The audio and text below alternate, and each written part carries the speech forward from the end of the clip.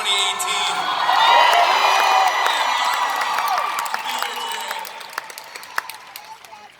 When you think of commencement speakers, you think of people who are inspirational, people who are eloquent, people who have changed the world. When you think of high school students, you think of people who are a little immature, still learning to be an adult. Welcome to Opposite Day. Today you're graduating from high school. You should feel incredibly proud of yourselves. That doesn't mean you should rest on your laurels. Or your yaddies. Some of you will grow up to be your yaddies, some of you will grow up to your laurel, but the most important thing to know is that neither of these things will matter by the end of the summer. Here's what will matter. You, the class of 2018, will have graduated. And you won't be classmates anymore. You'll be adults who Facebook search each other at 2 in the morning for the next 10 years. More important than that, you'll be out in the real world. So before you go, I want to share a few thoughts with you, not advice necessarily, just a few things I've learned that helped me along the way. First thing is this. When something feels hard, remember that it gets better. Choose to move forward. Don't let anything stop you.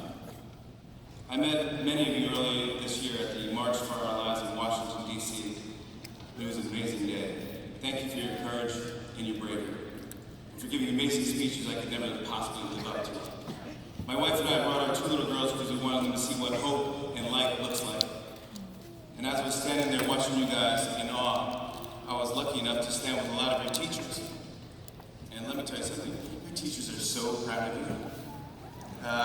Really, they were like, I taught him, I taught her, I taught them history. And now you're making history. It's pretty cool.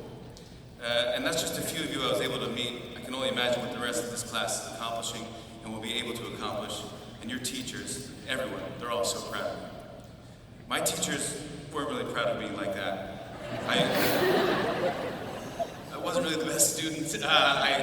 I wouldn't say I was dumb, I just had other strengths. I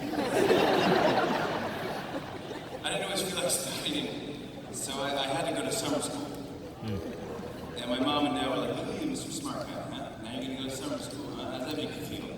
Huh? You ruin your whole summer now? And it made me feel awful. I went to my bedroom, I cried. But here's the thing, I got up in the morning, I went to summer school, and I met 15 versions of myself.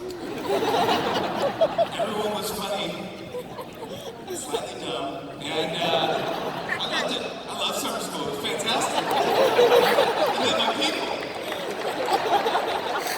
Comedy camp. My point is, and a lot of you already know this, but every bad experience can have something good that comes out of it. Sometimes things that seem like setbacks can take our lives in a totally new direction that can change us in ways we don't expect. And they make us better and stronger. You guys have already proved that to everyone.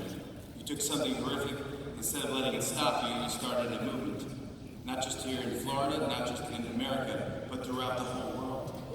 The whole world has heard your voice, and that was you making a choice.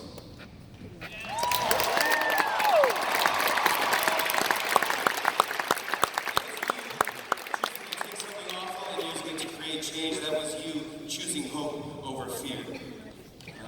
Another thing I want to say is keep making good choices. I'm not saying it because I think you need to learn it. I'm saying it because you've already taught it to all of us. I can't promise you that life will be easy, but if you make good choices and keep moving forward, I can promise you that it will get better in ways that you haven't even thought of. That brings me to another thing I want to tell you guys, which is we have no idea what the future holds, and that's okay. Don't get too hung up on it. My advice to you is don't think about what you want to do, think about why you want to do it, and the rest will figure itself out. I love what I do. I get to tell jokes and make people laugh, and it's awesome. People always ask me, what's the best part of your job? And I say, I get to make people happy. You know, it's great. I'll give you an example. About 6 or 7 months ago, I ran into this girl on the street, and she came up to me and she said, I just want to let you know that I was going through a tough time. I'm very depressed, and you got me through my depression.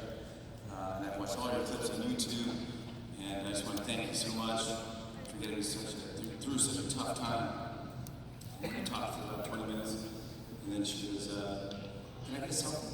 You know, yeah. So we took a selfie. And then she said, can we get one more for Snapchat? You know, so we took another one. And then I said goodbye to her, and she was leaving. She said out loud, oh my God, I just met Jimmy Fallon.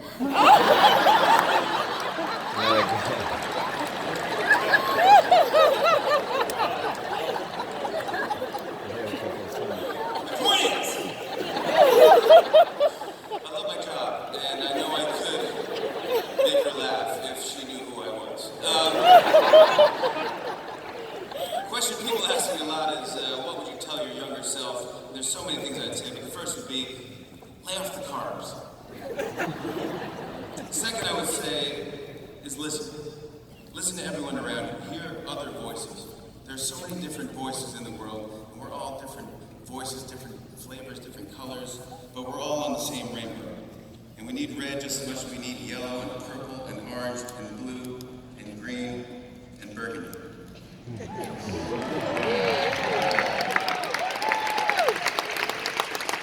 good in everyone, so we find what's good in people. If we listen to each other, we can find it.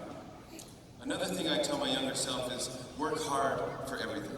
Put one foot in front of the other, keep going, day by day, moment by moment.